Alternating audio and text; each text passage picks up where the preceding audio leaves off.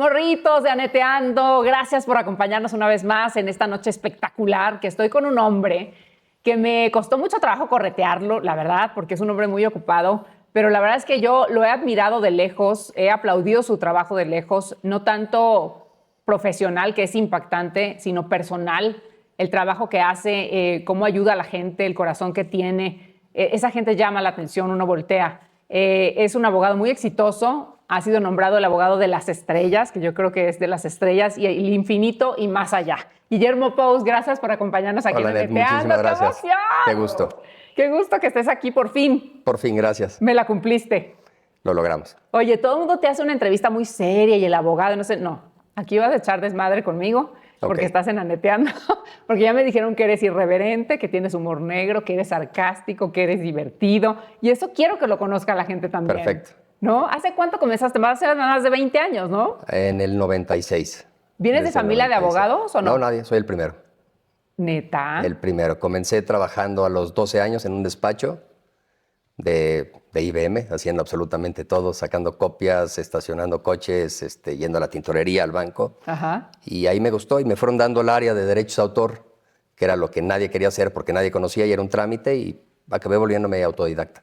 Fíjate, y luego eso fue lo que, con los ahí derechos me de quedé. autor con Juan Gabriel, fue lo que te hizo tu caso más sonado, ¿no? Por lo menos ahí Que te diste a detonó conocer mucho más. Sí, en todos lados. exactamente. ¿Y cómo conoces a Juan Gabriel tú?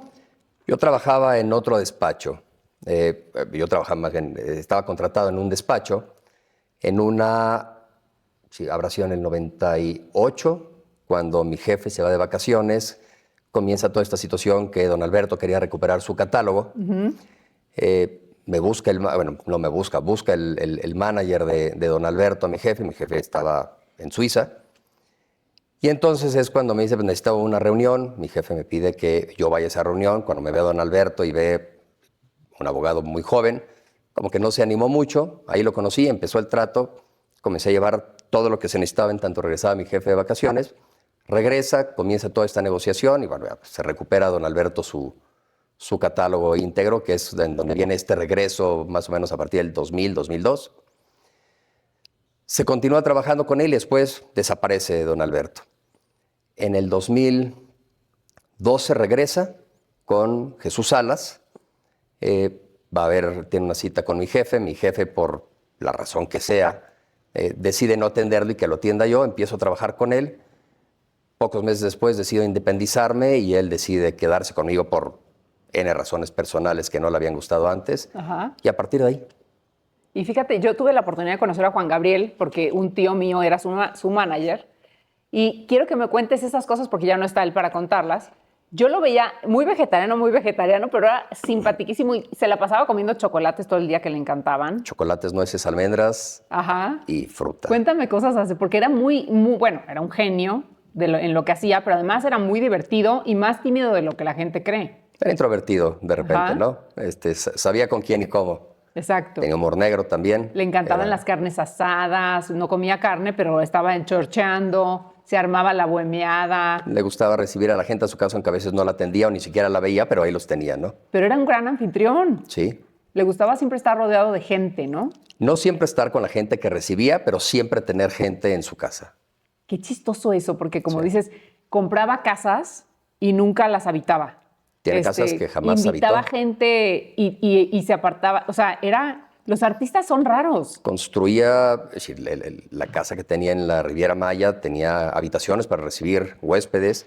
Luego construyó este rancho con cabañas, recibía a la gente, pero a veces que ni siquiera convivía con ellos, ¿no? Con sus invitados. Ajá. Nada más ahí los tenía. Y ellos agradecidísimos pues de estar junto a él. Imagínate nada más el disco de duetos que se quedó inconcluso, el tercero. ¿Tú sabes algo de si va a salir, si no va a salir? Si... Bueno, el tercero salió. El cuarto, el último. El tercero salió y no tuvo éxito porque además se cambiaron los artistas que efectivamente habían hecho el dueto. Ajá. Por el tiempo que había transcurrido y porque a lo mejor ya no consideraba la disquera que era el mejor momento de ese artista. Ajá. Y no tuvo nada de éxito porque además pues, no tenía mucho que ver el cantante que le pusieron haciendo el dueto con la canción, ¿no? Y queda un disco, uno más de duetos. Sí, ¿no? ¿Y ese va a salir o no? ¿O no sabes? Tendría que salir supuestamente, pero no sé por las personas que hicieron ese dueto si lo van a sacar o no. ¿Y te metió cosas personales a ti? O sea, ¿te alcanzaste a ser su amigo o siempre fuiste su abogado? Es decir, amigo no sería correcto decir que fui su amigo. Fui una persona de confianza en ciertos momentos. Tuve reuniones con él, específicamente con él, platicando temas. Salían temas personales, pero era simplemente de trabajo. Cosas chuscas o complicadas que te hayan pasado, complicadas me imagino que muchas, chuscas que te haya pasado con un cliente que recuerdes. Con él. Un día decidió comprar un terreno de no recuerdo cuántas hectáreas en Veracruz para hacer una cena. Compró ese terreno, hizo la cena, compró un terreno enorme que además fue muy complicado comprarlo porque era ejidal. Lo vio en internet, decidió comprarlo sin conocerlo, hizo una reunión ahí para 13 personas y nunca más se volvió a parar ahí. Esas excentricidades que hacen los artistas. Y Pero yo creo, de Guillermo, esas. que tiene mucho que ver de cuando no tienes nada y de repente lo tienes todo en la vida. O sea, a nadie le pudo haber dicho de su equipo, oye, puedes rentar un salón de fiestas o una suite presidencial. Era caprichoso, era muy caprichoso. O sea, porque comprar un terreno para hacer una cena, qué locura. Exactamente. Y cuántas propiedades veía que decía, la quiero y no la habito, ¿no? Compró varias propiedades en San Miguel de Allende, las compró tal cual como estaban. Sí, quiero comprarte la casa, pero como la tienes ahorita, como la estoy viendo, ¿no? Con la cama, con la ropa de cama, o sea, amueblada, sí, amueblada completamente, como estaba habitada. Y nunca pasó una sola noche ahí. ¿Para qué la quería? Qué chistoso. Y así era. Y acumulativo, era acumulador. Completamente, era consumista. ¿Y qué pasó cuando... Yo tengo la duda, yo como público, y seguramente todo el público, porque a mí me gusta hacer las preguntas que también tiene el público, ¿habrá venido los restos de Juan Gabriel a Bellas Artes? Porque se veía muy vacía esa caja, a mí se me hace que no había nada. Dejemos que la gente le haya llorado a don Alberto ahí. Sí, pero dime la verdad. ¿Tú no sabes o sí? ¿Tú fuiste? ¿Sabes? No, yo no fui, pero la veía muy livianita. No podía ser que había algo ahí. Bueno, a ver, lo que llevaba no era el ataúd, sino eran las cenizas. Sí, las cenizas, pero siento que su hijo nos engañó bien bonito. No, hombre, ahí estaba don Alberto. ¿Seguro? Seguro. Ay, no. Bueno, ¿qué pasó después? Yo vi que empezaste a defender. El heredero universal era su hijo Iván, ¿no? Absolutamente, Iván Aguilera. Lo empezaste a defender con todo tu equipo, que la verdad es que son todos muy buenos.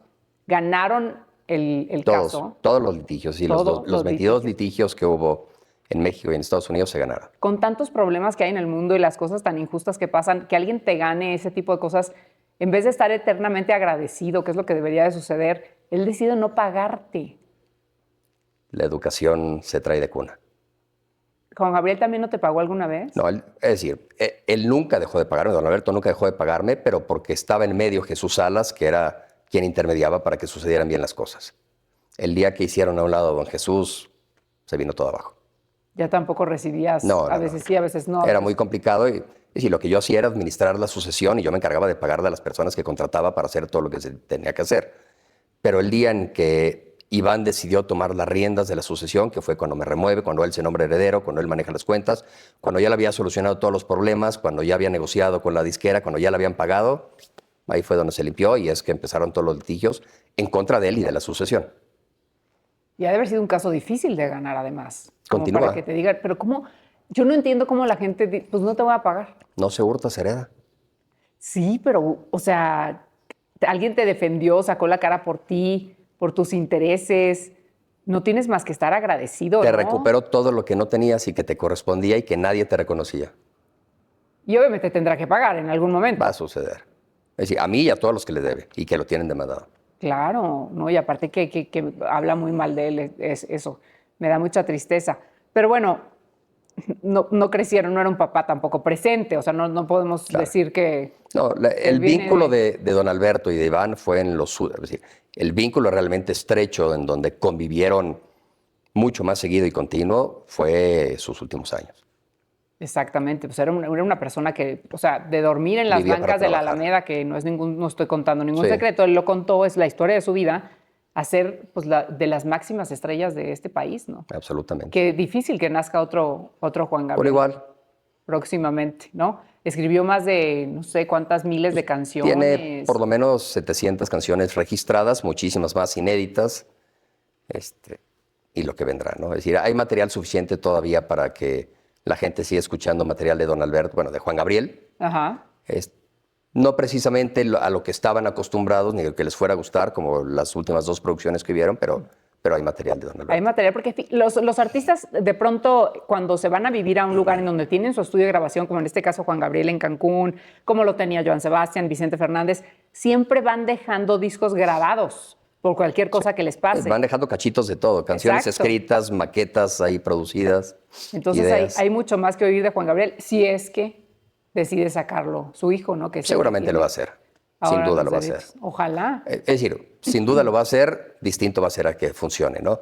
Porque también, si ya no está el artista para promocionar su música y el vínculo que existía, es decir, el vínculo emocional y afectivo que existía entre el artista y el público, ya no es decir, no está para que lo empuje. Y por otra parte, quien se encarga de manejar ese legado, que es el hijo, no tiene absolutamente ninguna emoción que entregarle al público, porque ni siquiera lo conocen o no les cae bien o lo repudian, es mucho más complicado que acepten el producto.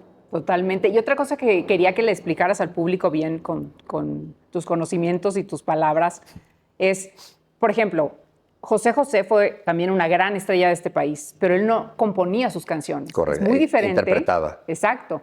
A Juan Gabriel o a Joan Sebastián, que las regalías son de millones de dólares al año. Es decir, don Alberto escribía la letra, escribía la música, exacto, producía, y Juan Gabriel cantaba los temas de Alberto Aguilera, ¿no? Entonces era un showman completo, es decir, era un 360. Claro. ¿Y eso qué tiene de diferencia con José José, por ejemplo? O sea, la familia de José José no va a cobrar esas regalías. Interpretaba, es decir, cobra regalías por intérprete, por cantar, ajá, pero no por componer. Compositor. Ajá. Claro. Y es mucha la diferencia. Muchísima la diferencia. Ay, Dios mío. Oye, me chismeó un pajarito por ahí, Guillermo. Hacer un podcast. Tienes la inquietud de hacerla con compañeros de trabajo, hacerlo divertido. Me lo han propuesto para que hable de casos que han existido o que se dé una asesoría de alguna cosa.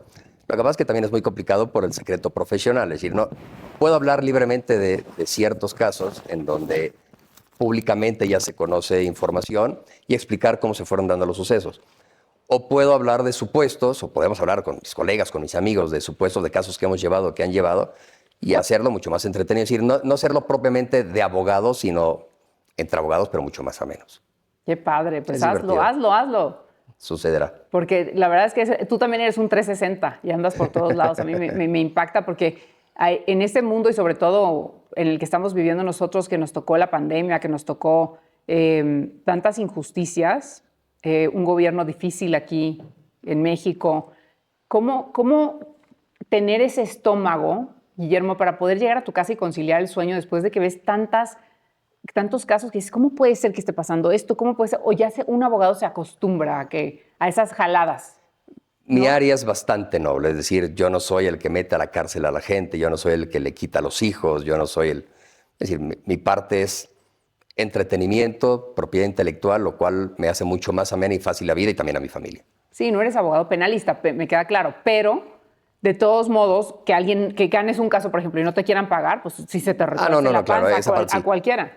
Y cada uno de los clientes a quienes atiendo, es decir, tiene una peculiaridad bastante marcada también por ser celebridades. Oye, dime una cosa, pasaste por dentro de todas las miles de actividades que haces, te llega esta maldita enfermedad del diablo que yo odio, que es el cáncer, que me parece muy cruel, que en vida te deje ver cómo te estás deteriorando, ¿no? Físicamente, en todos los sentidos. Van 2 veces que la libras. En el 19 me diagnostican cáncer en la faringe, en la base de la lengua. Septiembre, más o menos.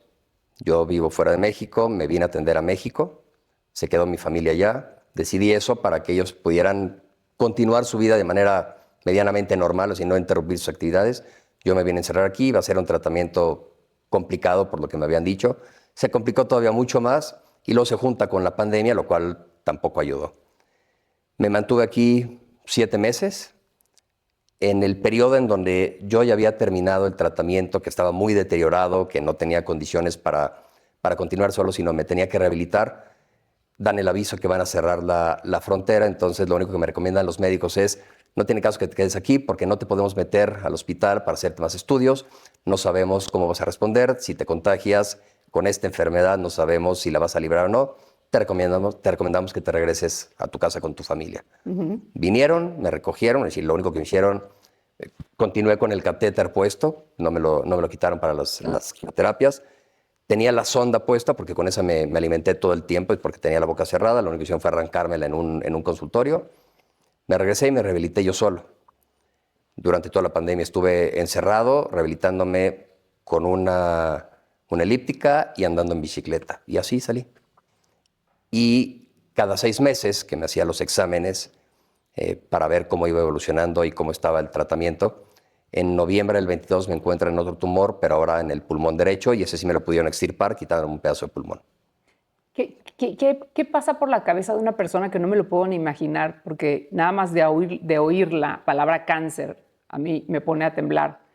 Cuando te dicen que tienes cáncer. Bueno, hoy ya no es sinónimo de muerte, es decir, gracias a la ciencia y a la medicina y que ha evolucionado tanto, es decir, es una enfermedad que no tiene palabra, no es agradable escucharlo, pero, hombre, se puede llevar con más optimismo. Cuando a mí, es decir, todo comienza con un dolor de oído, y yo se lo atribuía a los audífonos cuando andaba en bicicleta.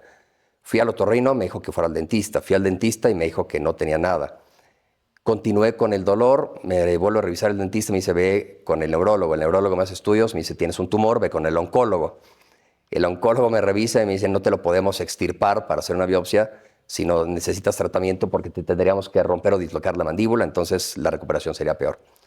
Y cuando hacen esta biopsia para ver cuál era el tratamiento ideal, se dieron cuenta que era un tumor ya pasando etapa 4, mucho más grande de lo que pensaban, entonces el tratamiento cambió y por eso fue... Etapa 4. Por eso fue tan complicado. Es una mala broma, es decir, nadie espera recibirlo, pero es una mala broma. No fumo, no tomo, no bebo café, no como irritantes, no me drogo, hago ejercicio, como medianamente bien. Nadie en mi familia jamás había tenido cáncer y a mí me tocó traerlo a la genética. Nada, para adelante. Pero te quedaste sin voz, estuviste escribiendo en un pizarrón. Todo el tiempo traía un pizarrón porque la radiación era directo a la cabeza, al cuello de la cabeza. Se me quemó la garganta y la boca, o sea, entonces no podía abrir la boca. Estaba todo llagado y con ámpulas en la garganta y en la boca, entonces lo que hacía era comunicarme por escrito. Y por eso me tuvieron que poner la sonda, porque no me alimentaba ni me hidrataba. Qué complicado. Y me imagino que en las noches, cuando estás enfermo de lo que sea, uno piensa, bueno, ¿y si no la libro? ¿Alguna vez pensaste? No me dio miedo eso, es decir, no tenía miedo a morirme, ni pensaba que no iba a salir adelante.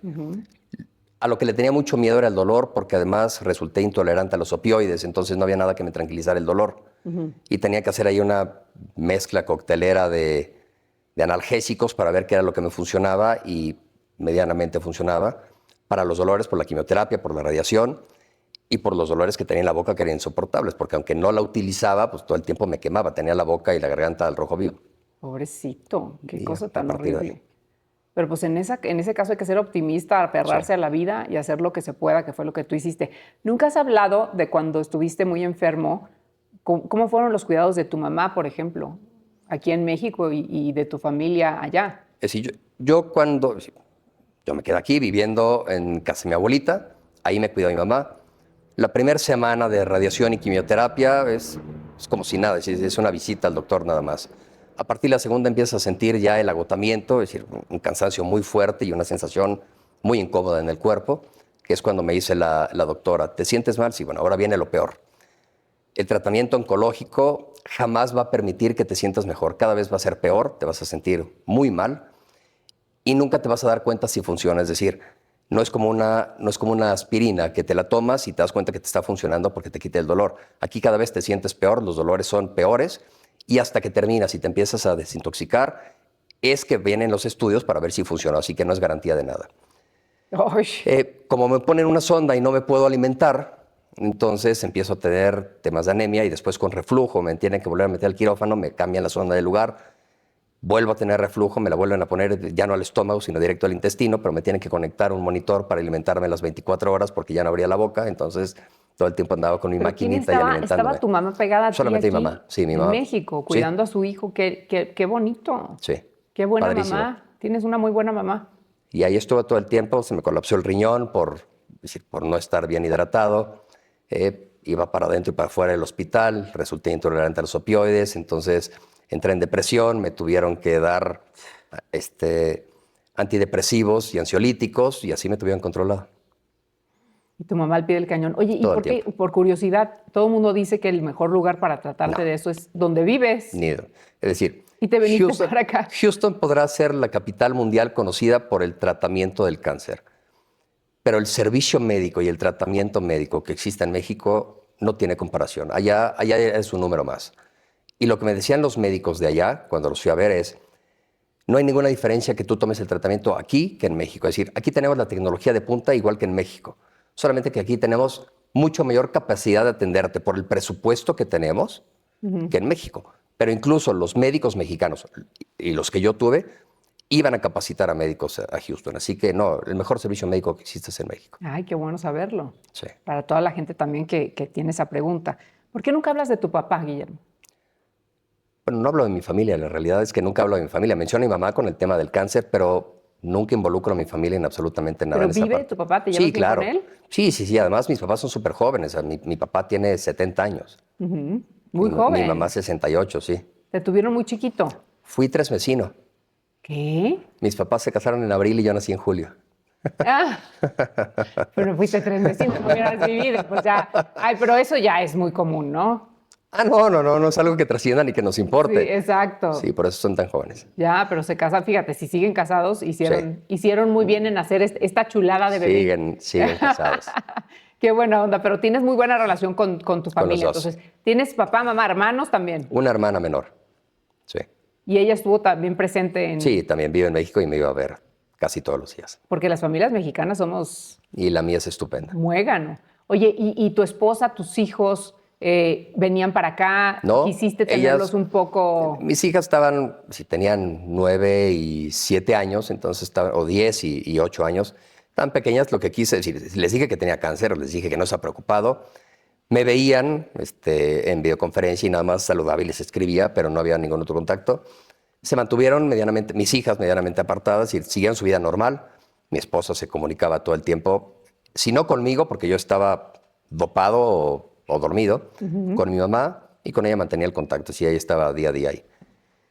No venían para acá porque lo que yo quería es que siguieran su vida normal, no interrumpirla, si no lo hubiera tomado también el tratamiento allá y no hubiera sido posible. Hasta que una vez le avisó a mi mamá que yo ya estaba muy mal en diciembre y decidieron visitarme para Navidad. Me vieron muy mal, que fue cuando peor estuve en noviembre y diciembre, sí, muy deteriorado, muy deteriorado. Has de haber estado muy, muy flaquito, por ejemplo. Bajé demasiado de peso, o sea, no tenía nada de masa muscular, no me movía. La impresión de no tener pelo también es medio impactante. Claro, por supuesto.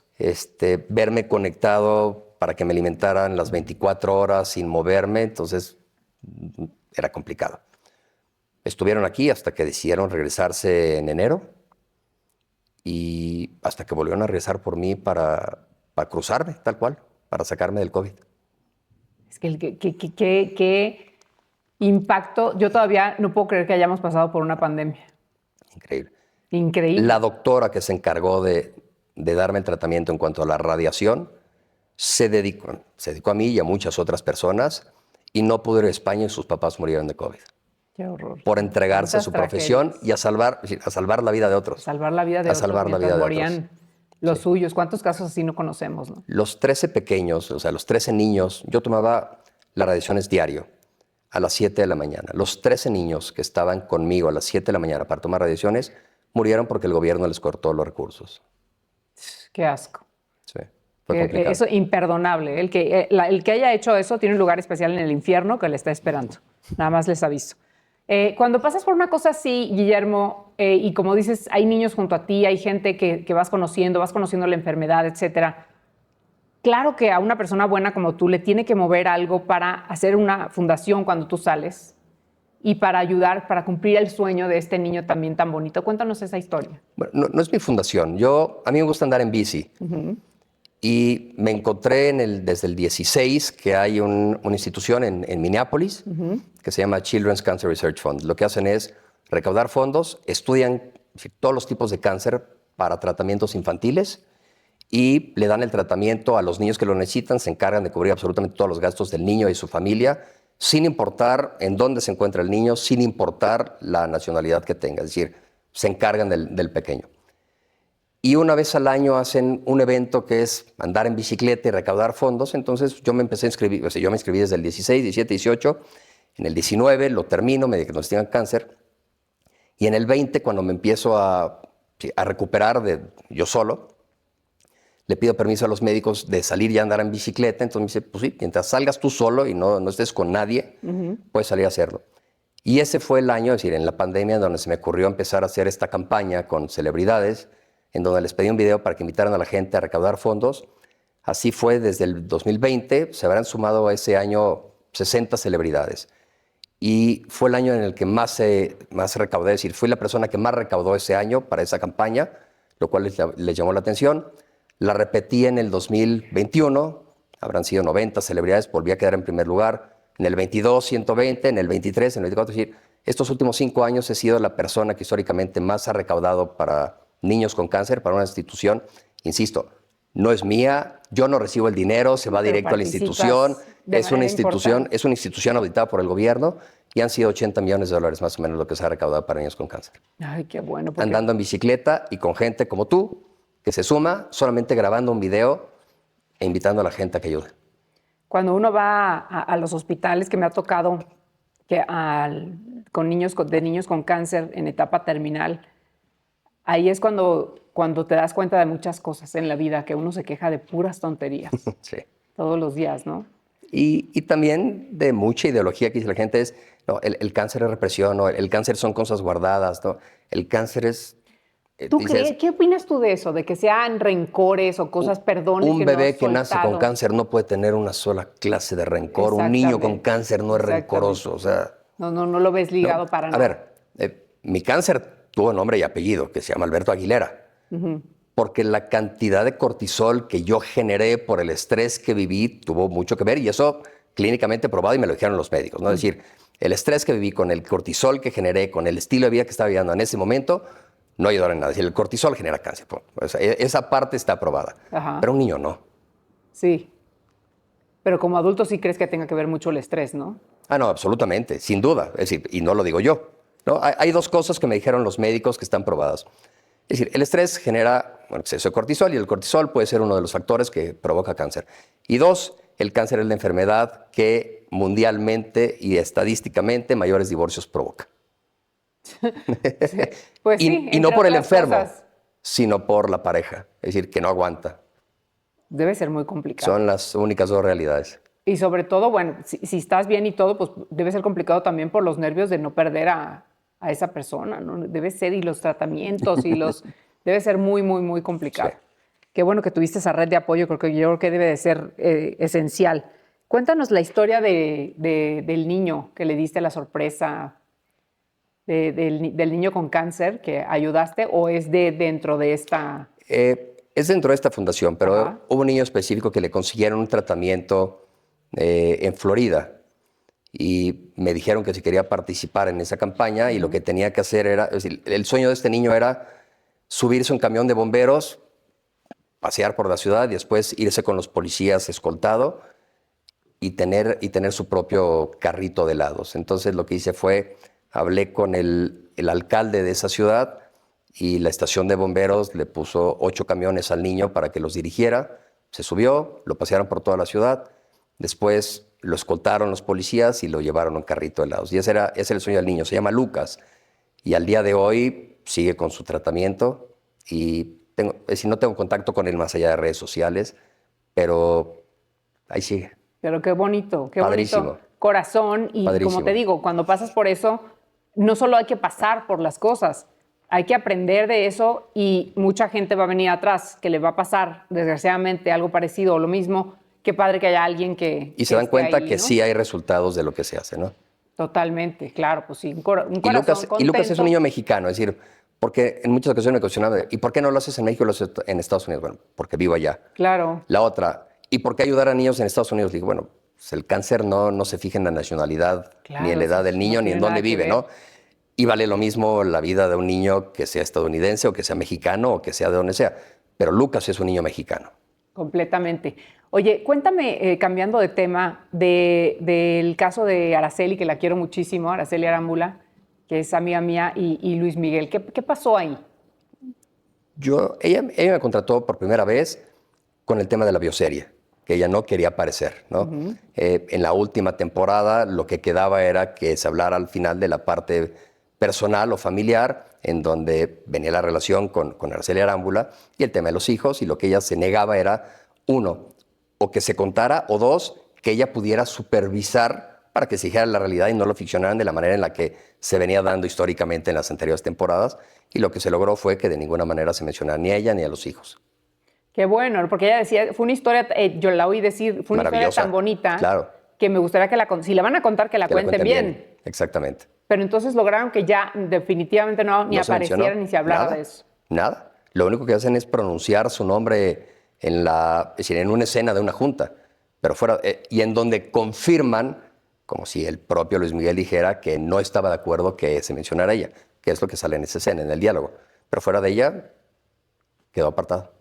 Que a mí me parece un poco ridículo. Digo, qué bueno que respetaron la decisión, pero si vas a contar la historia de tu vida y no cuentas la historia de tu mujer y tus hijos, pues está complicado, ¿no?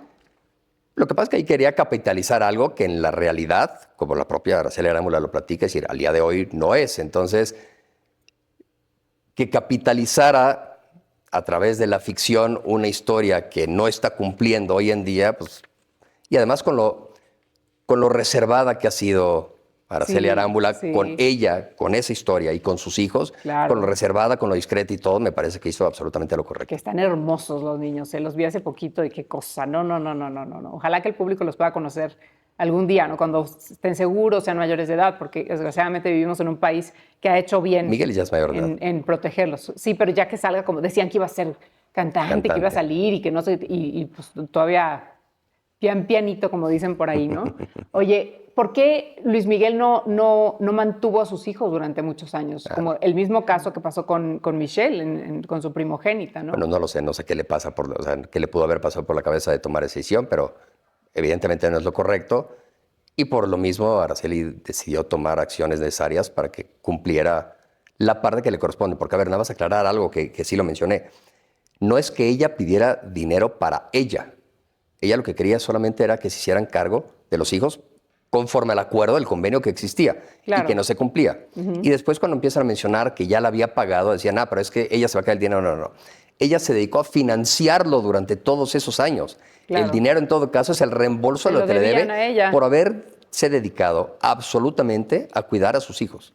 ¿Por qué los hombres cuando se divorcian creen que los hijos ya no comen, que cuestan $1.50 pesos su ropa, que el súper no ha subido en... ¿Por qué? Pues no es cuestión de fe, no es que crean. Es que asumen, ¿no? Sí, pero o sea, qué fácil si tú ya no estás ahí desentenderte. Y lo peor de todo es que hasta suerte tienen, porque consiguen estas mujeres trabajadoras, chingonas, que pueden sacar adelante. En defensa de los hombres, no de la situación. Ajá. Muchas mujeres también deciden no hacer nada. Ajá.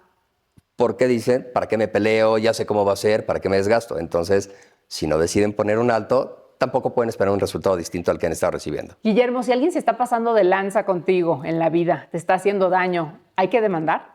Sí, claro. O no quejarse.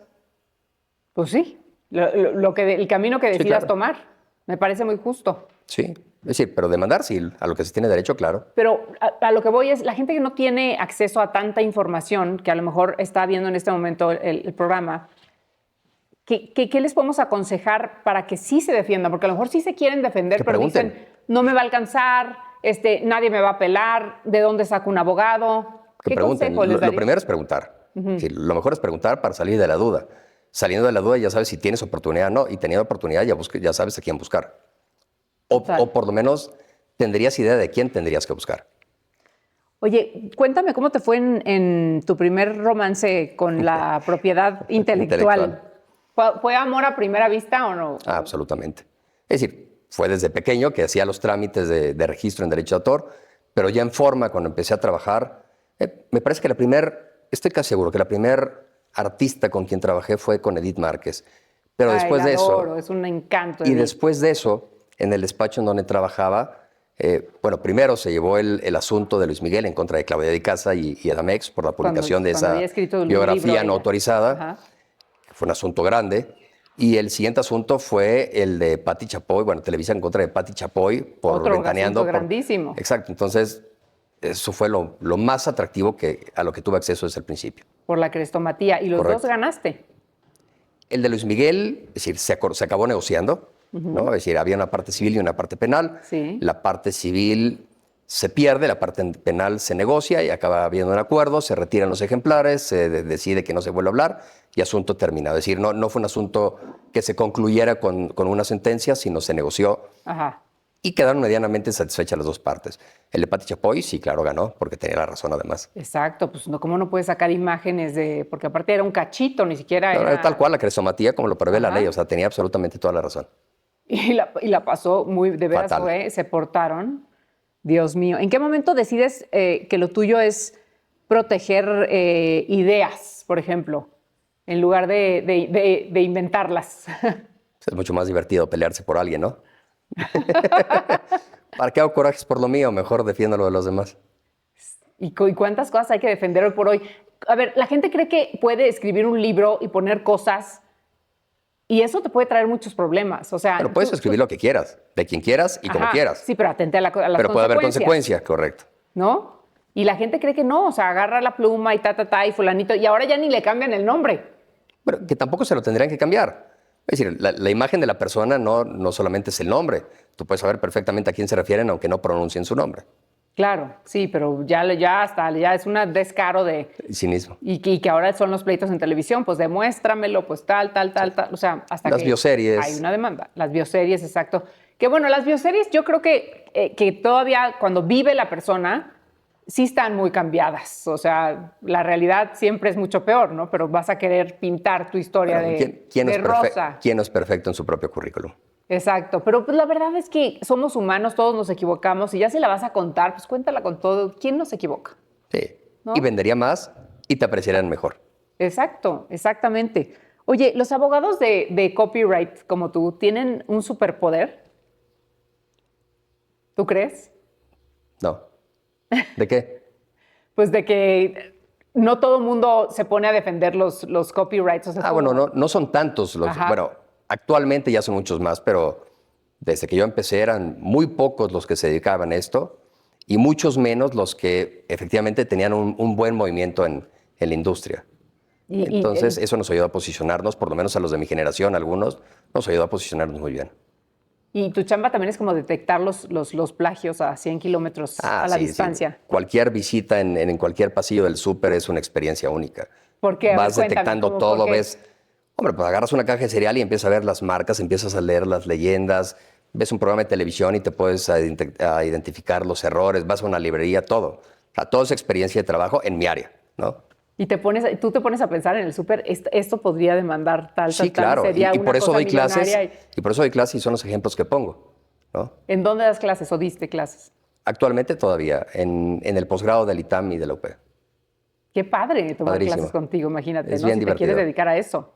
Es divertido. Oye, y a mí me muchos años encantaría, en algún momento dije, ay, voy a estudiar Derecho porque esto ya, o te defiendes tú, o ya está bien complicado. Pero también no sabía yo que si estudias Derecho en Estados Unidos solo puedes ejercer en ese país, o sea, es en donde lo estudiaste, ¿no? Yo estudié Derecho aquí, en México. Ajá. En Estados Unidos, con el tipo de visado que tengo, puedo ejercer sin litigar y estoy haciendo los trámites para la barra para poder ejercer allá. Oye, cuéntanos de los casos, por ejemplo, de Shakira, que la acusan mucho de plagio, de que esa canción del Waka Waka ya existía desde los 60 o no sé, desde hace mucho, entonces ella nada más le cambia o tales frases o tales, los primeros acordes de la canción. ¿Cómo es eso que cómo te pueden acusar de plagio? ¿Qué es plagio? Pues cuando sí. Plagio como tal no existe en la ley. O sea, el plagio es la falsa atribución de autoría, ¿no? Cuando tú te dices ser el autor de una obra que no lo es tuya, ¿no? Entonces, lo que dicen de lo que mencionaban de Shakira, que plagiaba las canciones, es porque ella se atribuía la autoría de una canción que interpretaba y que decían que ya existía o que estaba modificada. No existe como tal un parámetro en donde pueden decir, si tú cambias la primera estrofa o tantos acordes o los ritmos, ya estás plagiando. Es decir, una cosa es, puede estar inspirado, puede ser similar, lo que no significa que sea la misma pieza modificada, ¿no? ¿Qué tan legal es la inspiración en el arte? O sea, ¿pesa más la musa o el abogado? No, bueno, a ver, ¿quién puede crear algo con la mente en blanco? Tuviste que haber tenido inspiración, tendencia, estudio, gusto, conocimiento, o sea, todo eso es lo que va a nutrir la inspiración para crear una obra nueva. no existe una sola obra que pueda ser creada sin haber tenido algo en la mente que te llevara a crearla. ¿Y qué opinas de la gente que dice, si está en Internet, pues ya está en Internet y es gratis? No. Libre acceso no es sinónimo de libre uso. O sea, no. ¿Te dan ganas de litigar en ese segundo cuando lees esas cosas? Pues de que tomen clases. Para que estén bien informados y no me necesiten. Sí.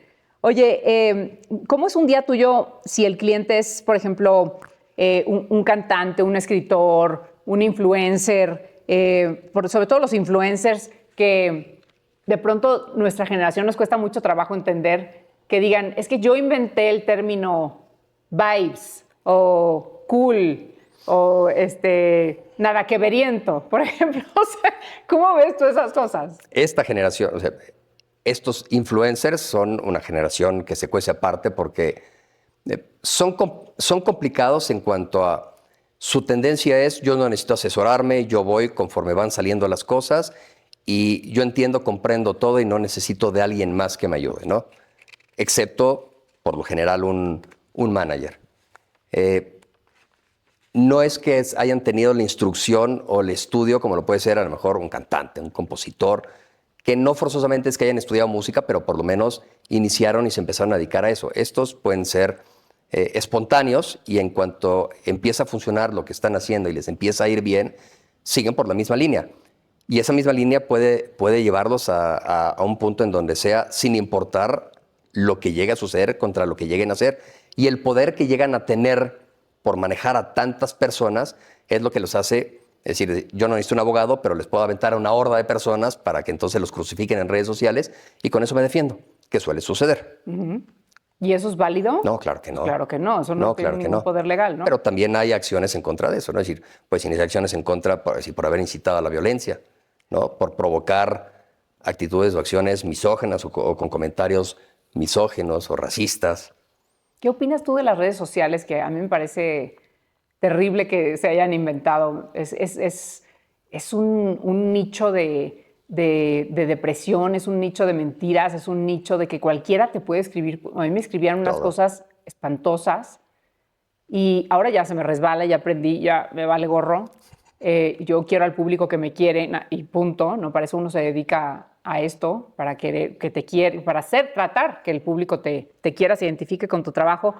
Pero cuando te escriben cosas así, ¿tú crees que valga la pena? Te la pasarías la vida demandando gente, ¿no? Y aparte se esconden detrás de un huevo. No puedes demandar a quien no te confronta, ¿no? Es decir, a ver, hay una parte muy, muy injusta de la red social, como lo podría ser este movimiento de Me Too, ¿no? Es decir, porque es un movimiento en donde inicialmente solo mujeres señalaban a hombres por algo que decían o que presuntamente les habían hecho, ¿no? Y entonces generaba una tendencia de odio, de ataque a esa persona, y esa persona no tenía contra quién ni de qué defenderse, sino tenía simplemente que ir sorteando, ¿no? La red social es igualito, es decir, tú le puedes echar a andar a alguien, a una cantidad inmensurable de personas, y no tiene manera de defenderse. Es decir, si quieres atacarme por algo o quieres defenderte de algo que dices que yo te hice, confróntame con los medios necesarios, es decir, por la ley. Claro. ¿No? Porque mucha gente y así sí es de uno a uno. También. Pero si te avientan esto, sí, lo mejor es dejarlos pasar y listo, ¿no? Oye, la inteligencia artificial está gruesa. O sea, ¿es el nuevo enemigo del copyright o qué va a pasar con eso? Pues mira, es una gran herramienta en donde lo primero que tiene que entrar es la ética, ¿no? Funciona muy bien. Muy poca gente tiene ética en el mundo. Tú lo sabes. Y la industria en la que yo trabajo es complicada también. Puede servirte muchísimo para mejorar tus productos, es decir, por ejemplo, hablando en el tema de música, pero al no estar regulada la manera en la que, si yo compongo una canción y después la alimento, me pongo a nutrirla a través de inteligencia artificial para modificar la letra y que logre el resultado que a lo mejor yo estaba buscando, no puedo atribuirme el 100% de esa autoría. Entonces, ¿a quién le corresponde el X porcentaje adicional? Y eso no está regulado el día de hoy. Entonces, es en donde viene el tema de la ética. ¿Me atribuyo el 100% de autoría y no digo que lo hice a través de inteligencia artificial? ¿O a quién se lo atribuyo y cómo lo manejo? Uh-huh. Hasta que no se regule esa parte, va a seguir siendo complicado.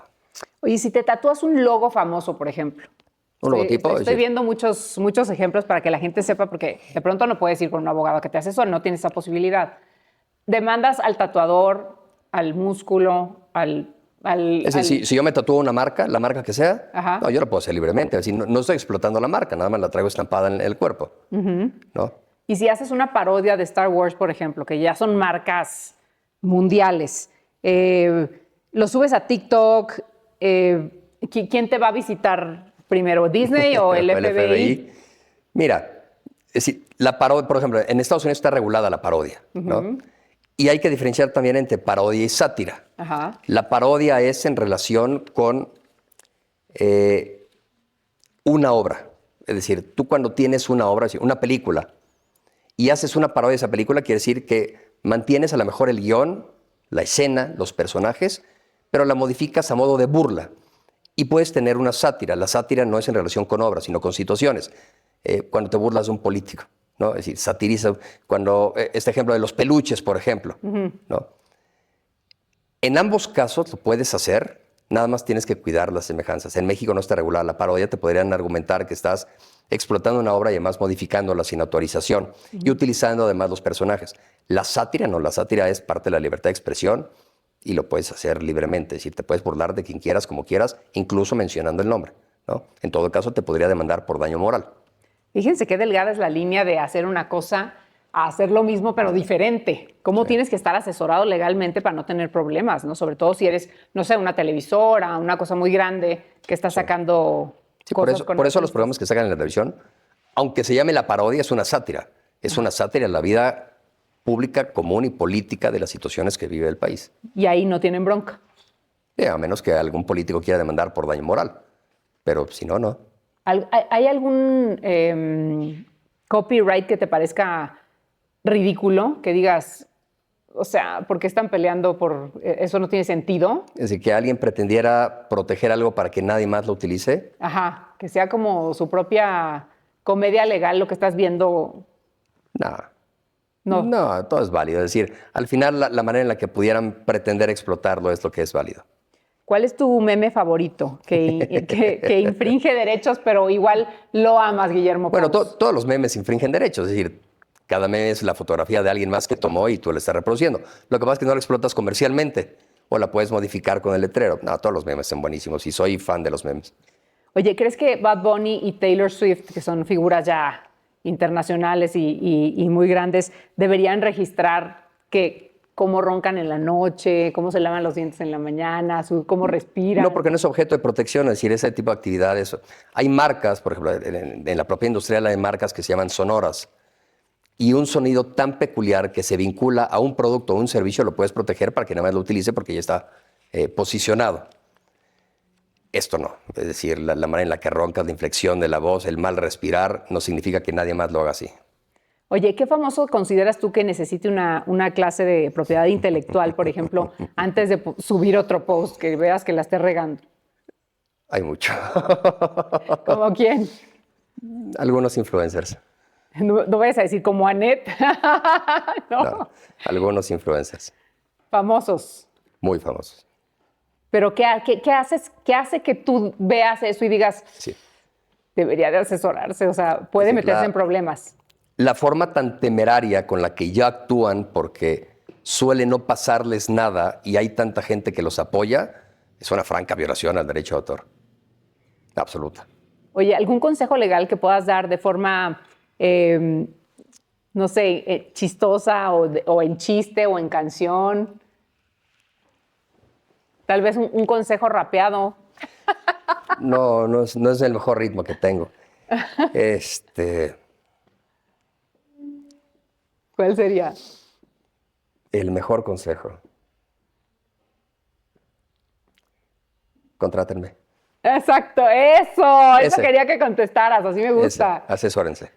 Contrátenme para que ganen. Oye, ¿hay algo? No piensen que porque nunca les ha pasado nada hacen bien las cosas y no piensen que porque siempre hacen exactamente lo mismo lo están haciendo correctamente. Eso. Completamente. ¿Hay algo que nunca deberíamos decir, por ejemplo, frente a un abogado de propiedad intelectual, porque a lo mejor puede ser usado en tu contra? No, si puede ser en tu contra o no, pero a ver, es bien común. A pesar de que culturalmente ha evolucionado de manera positiva, la piratería casera sigue sucediendo, ¿no? O sea, totalmente. o la descarga. Hombre, a lo mejor ya no es tanto la descarga de películas porque ya el acceso a través de una plataforma es mucho más sencillo también por el costo que implica, pero sigue sucediendo que hay tecnología que te permite tener acceso a todas las plataformas y a todos los canales, incluso los que pueden ser bajo demanda o en pago por evento, y que conocen a un amigo y el vecino que te instala algo en tu televisor para que, sí, y que se lo instala a gente con un poder adquisitivo que no debería tener ese problema, que culturalmente sabe que está haciendo lo incorrecto y sigue sucediendo, ¿no? Y eso permea. Pero bueno, aquí en este país todo el mundo hace eso y cómo Pero meterse que lo sigan haciendo. cómo meterse a sus casas. Es como también ver placas de otro lado en donde no te cobran tenencia cuando es millonario el cuate que va manejando ese carro, que dices, Sí, claro. bueno, ahora resulta. Por eso es culturalmente un problema, ¿no? Qué tremendo, qué tremendo. Y el argumento anteriormente era, hay cosas que son tan caras que yo no las puedo tener y la única manera de tenerlas es a través de la piratería, ¿ok? Si el argumento fuera que porque económicamente no me es accesible, sería tanto como decir que entonces me voy a robar el coche que yo quiero porque no lo puedo comprar, ¿no? Pues sí, cuando tienes principios y valores y educación, sí, pero cuando no. Lo quiero, ¿por qué no me lo puedo robar? Y eso es lo que pasa todos los días. Oiga, te voy a hacer preguntas rápidas. ¿Tu cliente más latoso? Fue Juan Gabriel. ¿El más famoso? Ha habido muchos. Juan Gabriel, Marco Antonio Solís. ¿Qué caso llevaste con Marco Antonio Solís? Le llevo asesoría de muchos asuntos. Es tipazo. Es una dama y un caballero a la vez. Es increíble como persona. Se le nota. Espectacular. Lo transmite, la verdad. Es una persona espectacular. Yo soy fan, CC. La sucesión de Jenny Rivera, de Joan Sebastián, de Rigo Tobar, de María Félix, cada uno son peculiares. Qué padre, ¿no? Sí, de Vicente Fernández. La verdad, wow, Vicente Fernández. Pero, qué difícil llevar o está involucrada la familia como para decirte por dónde se quieren ir de esa gente que ya no está y siempre va a estar en nuestros corazones porque fue tan importante? Por lo general siempre respeta, es decir, aquí son dos visiones. La familia es la que respeta efectivamente lo que la celebridad quería, que no siempre va de acuerdo a lo que el público esperaría ver, tener o recibir, ¿no? Y ahí es en donde viene a lo mejor el ataque a la familia, decir, ¿por qué nos limitan? ¿Por qué nos restringen? ¿Por qué ya no? Pues porque es lo que quería. ¿Con quién te has encariñado más de tus clientes? Uy, muchos. Pero uno tiene que ser más que todos los demás. Por la parte de Juan Gabriel, con Jesús Salas, con Marco Antonio Solís, sin duda, con la viuda de Rigo Tobar, tengo una increíble relación. No, hombre, tendría que hacer una lista y sería injusto para los que no nombren. ¿Qué pasó con el caso de Rigo Tobar? Porque al principio fue como también se querían quedar con... Es una sucesión cerrada, terminada. Se tiene que regularizar todavía una parte porque dejaron fuera a su hijo menor. Ajá. Es decir, dejaron fuera al hijo más joven, que en ese entonces era menor, y se tiene que regularizar esa parte.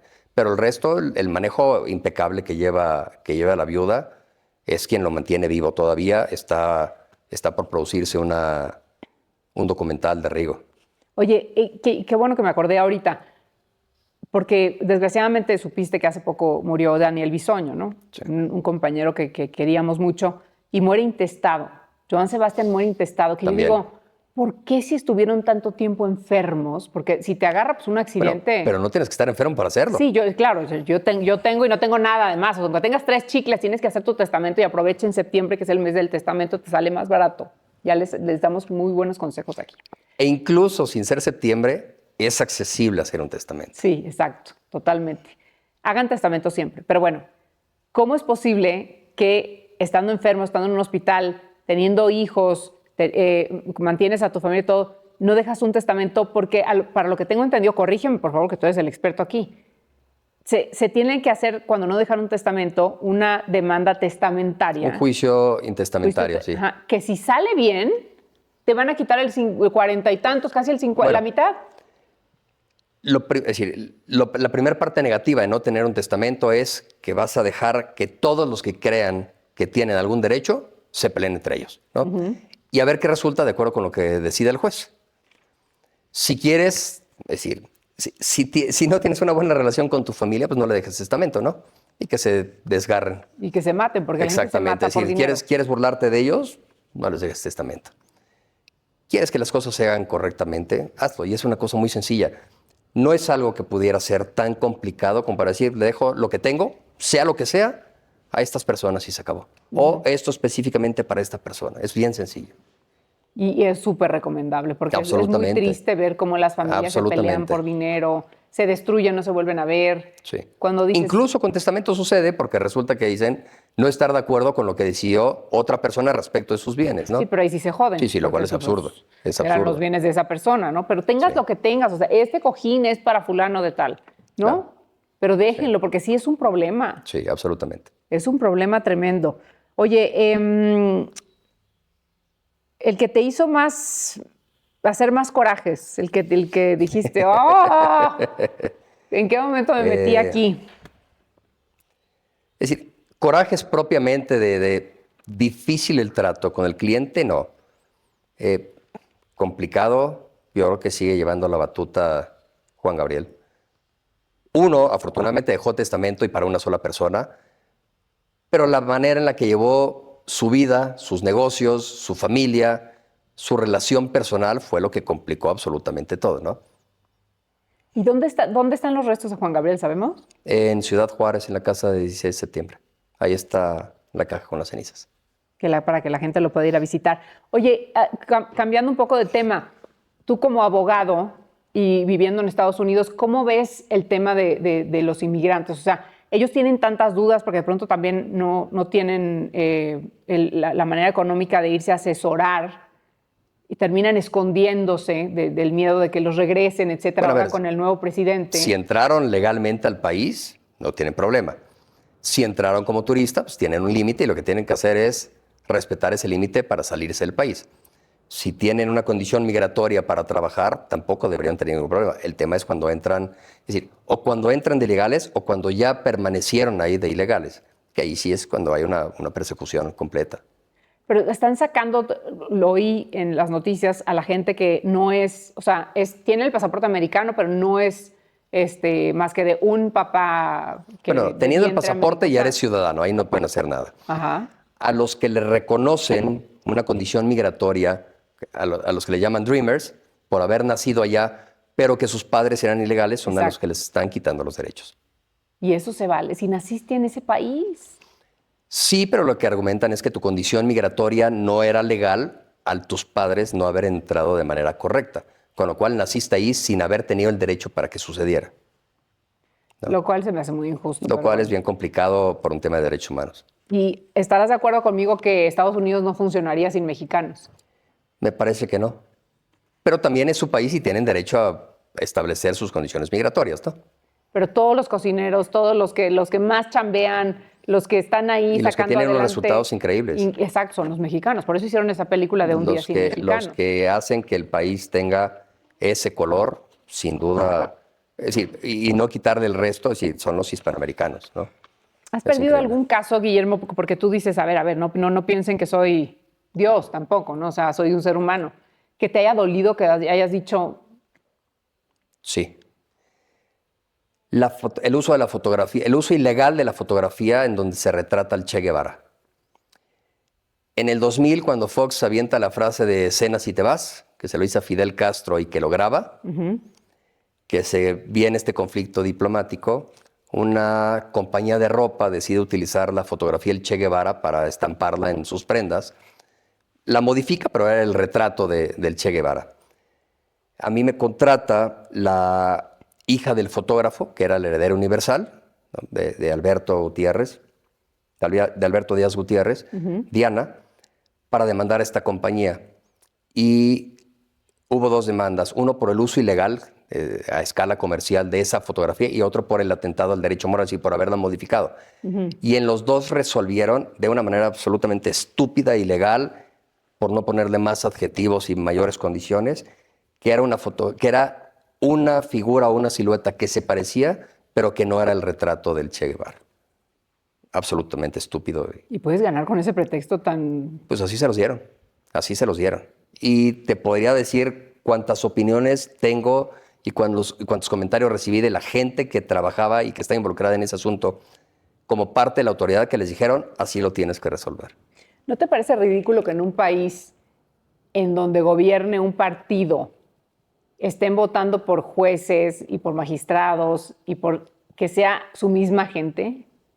Bueno, O sea, no es que sea su misma gente, sino están candidateando a la gente que ellos consideran que es la mejor, ¿no? Sí, pero pues, por lo pronto son sus amigos y pudieran ganar todos sus casos. O sea, me parece de Lo complicado, película, lo complicado aquí es la condición en de la que comedia. pretenden hacer esta votación, ¿no? Que tiene tantas peculiaridades que la gente duda de ellos, ¿no? Y por lo que han venido encontrando que hay gente que le han encontrado ciertos vínculos que no deberían formar parte del Poder Judicial.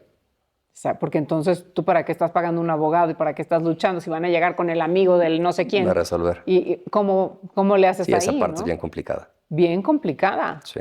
Oye, ahora todo el mundo es un reportero, un paparazzi, todo el mundo trae una cámara en su Cualquier celular. con teléfono es un comunicador. Entonces, tú puedes decir lo que sea, grabar lo que sea, subir. Hay, no voy a decir nombres, pero hay unos compañeros que tienen unas páginas de YouTube que dicen unas cosas que digo, ¿cómo puede ser? Porque aparte se burlan de ti, queman a esa persona, dicen cosas de las que creen pero no están seguros. Pero si fuera cierto, sería el acabose de la carrera de esa persona. Y se meten con tu vida personal y familiar. Ajá, totalmente. Sí. ¿En qué peligro pueden correr este tipo de personas? Estas personas, Ajá. sí, demandas, no en todos los estados. Fox abrogó lo que era la difamación y ya solamente quedan en algunos estados. Ya le cambiaron el nombre, ¿no? A la difamación. Es como... Es decir, por la vía civil es el daño moral. Ajá. ¿No? En donde tú demandas civilmente por daño moral, si lo acreditan, vendría una disculpa pública, la publicación de la sentencia y tendrías que demandar daños y perjuicios también, en donde es bien difícil cuantificar económicamente cuánto representa en dinero el daño que te ocasionó una persona por haber dicho o hecho lo que hizo, ¿no? Lo cual es bien difícil. Y antes estaba la parte de la difamación, que es el daño moral, pero en materia penal, todavía hay algunos estados, y era un medio de presión mucho más fuerte, porque la vía penal, es decir, te aprieta. Sí, la vía penal. Me parece infame. Pierdes, Lo te que vas a la cárcel. hacen muchas personas me parece absolutamente infame. El argumento que lo hagan bajo la bandera de la libertad de expresión, es decir, no se pretende que haya una censura, pero también tiene que haber una moderación, no se pueden exceder. Tiene que existir pudor también y profesionalismo en la persona que va a comunicar y Claro. tiene que saber qué tanto debe decir, que es efectivamente lo que el público quiere escuchar en relación con la trayectoria de esa persona. Y para eso no te tienes que meter en la vida personal. Sí, no, pero se Ni, meten, bueno, se ni meten, familiar, o ni sea, sentimental, ni nada. Haz de cuenta que porque les no gana nada. sirvieron de colchón, o sea, Sí. saben todos los detalles de... Pero que lo sepas no quiere decir que lo puedas decir, Exactamente. ¿no? Y ahí también viene la calidad de la persona que comunica. No, bueno, es difícil encontrar buena calidad de persona en la vida. Imagínate nada Sí. más en la gente que hace esas cosas y vivir de eso, qué triste. Pero bueno, cada quien. Que entre el dinero a tu casa de destruir forma. otras familias. Pero he conocido a varios que lo han hecho y que la vida, es decir, yo no digo, a ver, yo no le deseo nunca mal a nadie, yo le deseo a la gente lo que se merezca, sea lo que signifique, lo que se ¿no? ha ganado. Es decir, a mí en esto que me decías que yo era medio irreverente, que tenía un humor medio ácido, cuando yo felicito a alguien en su cumpleaños, le digo, felicidades, te deseo el gran día que merezcas, sea lo que signifique, ¿no? Claro. Sea lo que represente, lo que merezcas, eso te Sí, deseo. exacto. Ojalá sea muy bueno y tengas un maravilloso día.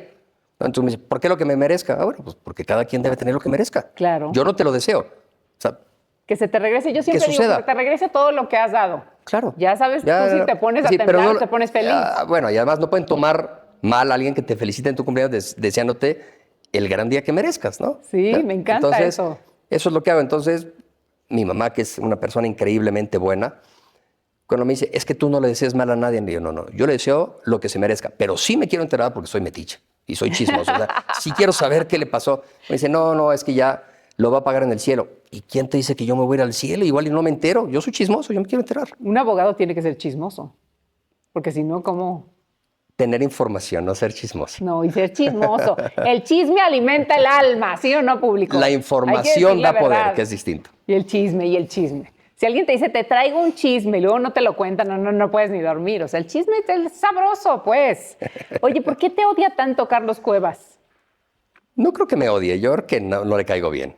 Pues no le gustó que defendiera a su hermana de lo que su hermana tenía la razón. A ver, doña Ida comentó un día que don Alberto le pidió matrimonio, a lo cual yo dije, a mí no me consta, pero no tengo por qué dudar en ella. Claro. ¿no? Sí, para mí lo que pueda decir ella, por la calidad de persona que me parece que es cierto, Lo punto. máximo. ¿no? Es decir, No lo dudo. Existe un conflicto entre ellos desde muchísimos años antes que yo tratara con doña Ida, ¿ok? Si tú me preguntas quién es una persona maravillosa, no la mencioné a ella. Marco Antonio Solís y ella son unas personas espectaculares. Espectaculares, estoy de acuerdo Doña Ida, contigo, al esa es la 100%. respuesta. Por eso te dije que no los iba a enumerar porque iba a saltar a alguien. Ella, doña Ida.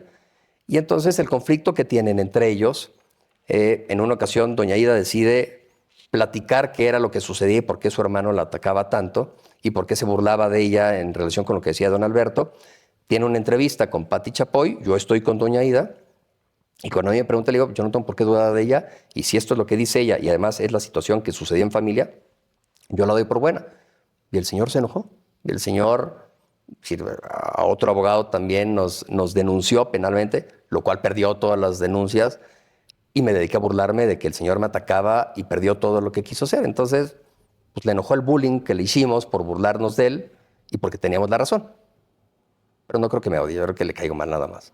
Y porque le mandé una carta no permitiéndole grabar temas de Juan Gabriel. Y eso también le molesta. Pues sí, pero Pero toda acción tiene una reacción. no, pero además fue por instrucción, pero fue por instrucción de Iván, no fue porque yo lo decidiera para molestarlo. Ajá. Pero no creo que su actitud llegue a odiarme, es decir, sería ilógico, nada más le caigo bien.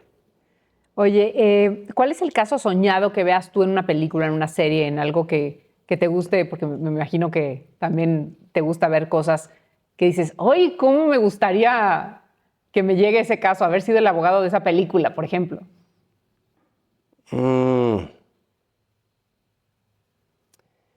Mira, la serie que hubo de Spotify es buena. Es decir, el cuate cómo creó todo el concepto de Spotify y cómo negoció las licencias, me pareció increíble, ¿no? Y además lo hizo él. Es decir, más allá de haberse asesorado después con abogados.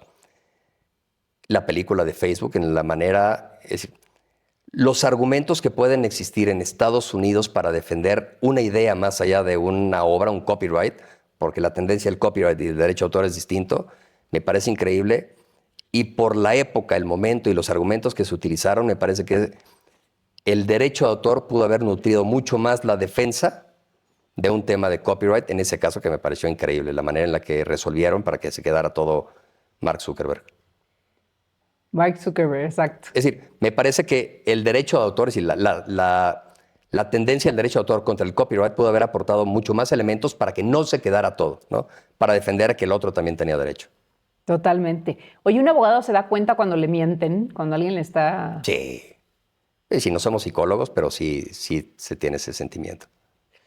Oye, y ¿cómo haces para no involucrarte en un caso delicado y que sabes que la otra persona tiene la razón? O sea, que... Es decir, cuando yo defiendo a quien no tiene la razón. No, a quien tiene la razón y le están dando y dando y dando y dando. Y me imagino que mucha gente se te pondrá a llorar de desesperación. Sí me involucro. Mucho.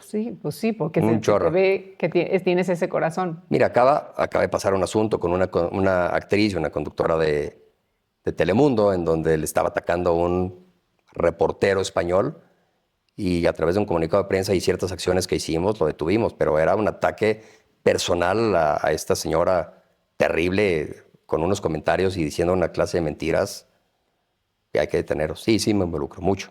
Es que hay gente que de repente se ensaña, ¿no? Más allá de profesionalmente, personalmente, sí me involucro mucho. ¿Y terminas siendo amigo de muchos de tus clientes? Yo creo que sí, me parece que sí. Podría decir que sí. ¿Comes en su casa, te invitan, en familia? Pues a lo mejor no todos me invitan, pero me parece que la relación que acabo teniendo con ellos, yo consideraría que con muchos sí. Oye, y cuéntame del caso de Florinda Mesa, que también mucha gente... hay tantas versiones que pues, su abogado mejor que nos diga cuál es la versión, porque Chespirito es otro personaje que siempre vamos a querer y que era un genio. Sí. Y se habla mucho de todos estos derechos. El testamento que deja don Roberto, quien lo asesoró le ayudó a hacer un testamento tan específico y tan detallado, pero no bien estructurado, ¿no? Entonces dejó muchas cosas fuera o mal explicadas para como seguramente las quería. Dentro de esto, en lo que sí fue muy claro es, todos los derechos son para Roberto Gómez Fernández, sin duda. Todos los derechos respecto de la propiedad intelectual, es decir, de lo que corresponde a Chespirito como franquicia, ¿sí? Porque Chespirito no es nada, sino Chespirito es la franquicia que incluye a los personajes, ¿correcto? Y dentro de esto, este legado que le deja a Roberto, su hijo, le incluyen cargas, es decir, beneficios para sus hermanas y para doña Florinda Mesa. Y de manera independiente hay cosas que le lega o le hereda don Roberto a su esposa. Por la manera en la que se llevan las cosas es que me busca la señora Mesa, que además esto, si es platicar, no estoy divulgando nada confidencial, y cuando reviso cómo estuvo estructurado el testamento me doy cuenta que habían cosas que no se habían manejado de manera correcta. Le digo qué es lo que existe y a lo que tiene derecho, que nunca le habían reconocido, y esto fue lo que se trata de regularizar, por una parte. Y por la otra, con la producción de la bioserie, el derecho de imagen de la señora Mesa es independiente de cualquier cosa que tenga que ver con la saga Chespirito. Es decir, que ella haya interpretado a doña Florinda no significa que ella sea doña Florinda. Se puede explotar el personaje, pero no la imagen de Florinda Mesa García. Y ese era el otro tema que ella quería defender. Y ella se portó bien contigo. Ya no la representa. Decidió que ya no la representara. Ok. Oye, Guillermo, regresando a ti como persona, cuando has estado en una enfermedad como la tuya, que dices, no sé si voy a seguir, si no voy a seguir, que también a mí me puede atropellar un camión y ya, o sea, nunca sabes cuándo te bajan el switch. Pero, ¿qué sueños tienes? ¿Con qué piensas? Porque es un cuate muy joven. Mira, cuando tuve el tratamiento del cáncer, nadie se enteró. Es decir, a nadie le dije que tenía cáncer. Yo seguí trabajando normal, en la condición que podía, pero normal. Las personas que sabían eran quienes trabajan conmigo en mi despacho y mi familia. Absolutamente nadie supo que yo tenía cáncer y seguían funcionando las cosas normalmente. Es decir, el mismo Iván se enteró que yo tuve cáncer ya cuando me regresé. Y cuando le dije que no podía ir a la fiesta de su hija porque estaba terminando un tratamiento y me iba a regresar a mi casa. O sea, fue hasta ese momento, después de 7 meses, y él siguió pensando, bueno, no siguió pensando, él siguió pensando que mi vida seguía normal, pero sus asuntos fueron caminando sin desatenderse y lo mismo que el resto de los clientes. ¿Qué es lo que piensas? Lo mejor que puedo ver es, no soy el tonto o el estúpido que es tan optimista que se la pasa sonriendo y diciendo que no pasa nada porque esos me desesperan, sino solamente ser objetivo y positivo, ¿no? Es decir, y que eso trae optimismo, pero no pasártela sonriendo diciendo no pasa nada, sino haciendo algo para que suceda lo que quieres. Objetivo, positivo. Pero no, o sea, cuando sientes que el problema de los humanos, más bien, voy al punto, es que siempre creemos que tenemos mucho tiempo. Sí. Bueno, sí me senté, sí fue una lección, una dura y fuerte lección. Entonces, ¿qué dijiste? A ver, en ese momento me di cuenta que no había hecho esto y esto y esto y esto y esto. No, eso no me preocupó porque tengo todo el día. En esa parte soy bastante freak. Soy metódico, soy perfeccionista, soy muy organizado y administrado. Yo sabía que si no la libraba, pues a lo mejor me lloraban, pero que iba a haber algún problema o que iba a dejar algo pendiente, nada, absolutamente nada. En esa parte estaba tranquilo. O sea, sí tenía todo bien y al día. Pero me refiero a hacer de que te faltaba hacer a ti, de cosas que te gustan a ti, de hacer un viaje a ti. O sea, que dijiste, a ver, esto y esto. No había ido a África. Si la libro, lo voy a Tenía hacer. ganas de ir a África. ¿Y fuiste ya? Ya. Eso. ¿Eres dragón? Sí, y no tengo fuerza de voluntad. Puedo ser peor que lo que se entiende como una mujer deprimida. Si me das un bote de helado y me pones frente a una televisión, me lo termino. Sin problema. Pero sin yo también. problema. Oye, pero ¿cuál es tu comida favorita? Toda. O sea, te da igual tacos que comida china que italiana. Absolutamente. Es decir, preferentemente la mexicana. La mexicana me encanta. Es decir, tacos, tortas, todo. ¿Qué es lo que más disfrutas y lo que más odias de la vida? Soy poco tolerante. Soy poco tolerante no a algunas personas, a algún tipo de personas, ¿no? Es decir, conformistas, mediocres, lentos. O sea, soy poco tolerante. He evolucionado en esa parte y me ha funcionado, ¿no? Eso. O sea, debo aprender a ser más tolerante con la gente. ¿Con qué artista te gustaría trabajar nacional, internacional? Que pudieras estar en un caso con él que tú admires, por ejemplo. La vida me ha tratado también, he sido tan afortunado, que con todos los artistas que quise o que tenía pensado que quería trabajar, lo he hecho. Es decir, que han sido Juan Gabriel, Marco Antonio Solís, José José, Joan Sebastián, Vicente Fernández, Rigo Tobar. Bueno, nunca tuve en la mente a Jenny Rivera, pero ayudé en su sucesión. ¿Te gusta que te digan el abogado de las estrellas?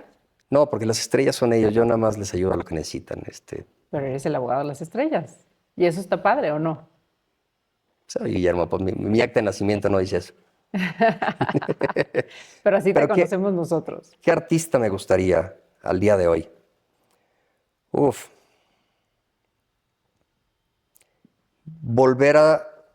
Tuve contacto con él, di una opinión, pero no fui propiamente su abogado, Elton John. Sería mi máximo, Wow. de nuevo. Tuve contacto, mis artistas favoritos son Elton John y Bon Jovi. Sin haber sido su abogado, pero he intervenido en 2 situaciones en las que a cada uno les he dado opinión y me encantaría repetirlo. Eso, Los dos grandísimos. con esos 2. Guillermo, te felicito y te agradezco muchísimo que hayas estado aquí en Neteando, que sigas triunfando cada vez más Muchas gracias. y que tengas una vida en paz, con mucha salud y con Gracias. mucho amor, porque eres un gran ser humano. Te admiro mucho. Gracias. Y te agradezco y ojalá que siempre estés cerca de mi vida, porque Va a personas suceder. como tú, la verdad es que hay que tenerlas cerca porque te aprendo mucho y te admiro mucho. Gracias, gracias. de verdad por haber venido a Neteando. ¿Algo que le quieras decir a toda la gente? Asesórense, por favor. De verdad, no dejen de preguntar. No hay peor cosa que quedarse con una duda. No se dejen de la gente culé que existe en el mundo. Guillermo Pous, gran abogado gracias. de las estrellas aquí en Areteando. Gracias por habernos acompañado. Nos vemos el próximo martes a las 7 de la noche. Ya saben, píquenle la campanita para que se suscriban y reproduzcanlo muchas veces. Disfrútenlo con un cafecito, tequilita, con lo que quieran. Los quiero. Les mando un beso. Buenas noches. Gracias.